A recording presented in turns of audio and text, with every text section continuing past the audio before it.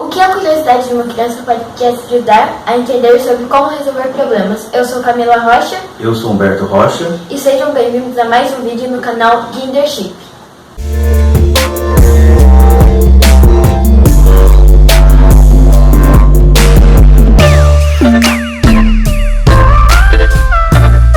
No vídeo da semana passada, o Daniel Navarro nos trouxe um conteúdo de extrema importância para os nossos modelos de gestão, a ferramenta Feedback.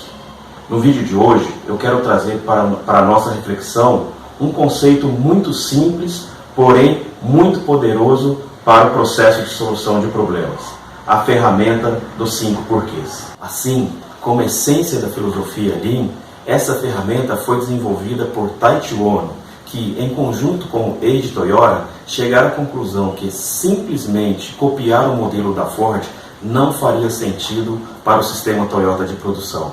Ao contrário da proposta de Ford, que era produzir sem parar e ao final corrigir aquilo que estivesse com defeito, Ohno entendia que esse sistema estava cheio de mudar, que é o termo utilizado pelos japoneses para denominar desperdícios.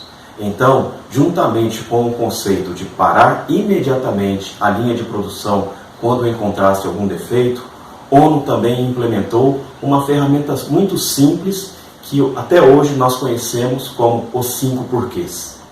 Veja nesse exemplo como essa ferramenta pode ser utilizada. Certa vez, o time de conservação da estátua de Abraham Lincoln, situada no seu memorial no Distrito de Colômbia, nos Estados Unidos, percebeu que a estátua de Lincoln tinha um desgaste a mais se comparado com as demais estátuas. Então, chamando um time de especialistas, esse time de conservação resolveu aplicar a técnica dos 5 porquês. Por que a estátua de Abraham Lincoln estava sendo mais desgastada que as outras estátuas? Porque a estátua de Abraham Lincoln estava sendo lavada com mais frequência. Por que a estátua de Abraham Lincoln estava sendo lavada com mais frequência? Porque na estátua de Abraham Lincoln tinha mais fezes de pombos do que nas outras estátuas. Por que na estátua de Abraham Lincoln tinha mais fezes de pombos do que nas outras estátuas? Porque na estátua de Abraham Lincoln abrigava mais pombos do que nas outras estátuas. Por que na estátua de Abraham Lincoln abrigava mais pombos do que nas outras estátuas? Porque na estátua de Abraham Lincoln tinha um tipo de ácaro que não existia nas outras estátuas. Por que na estátua de Abraham Lincoln tinha um tipo de ácaro que não tinha nas outras estátuas?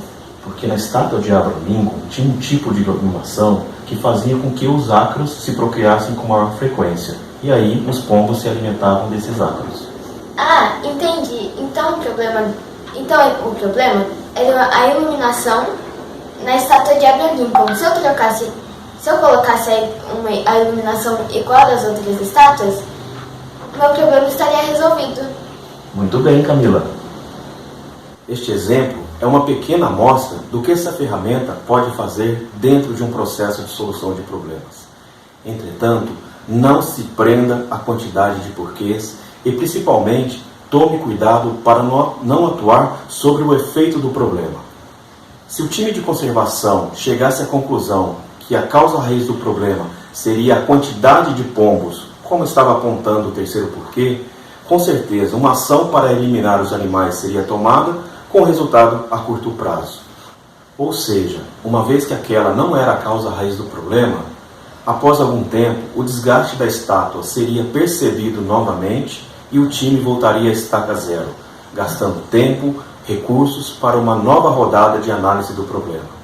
Então, além de ouvir as pessoas que estão relacionadas com problemas, aquelas que estão no chão de fábrica, no Gemba, coloque a bordo também um pouco de bom senso para utilizar a quantidade suficiente de porquês.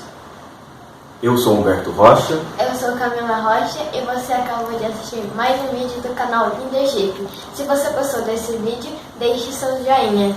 Até o próximo vídeo.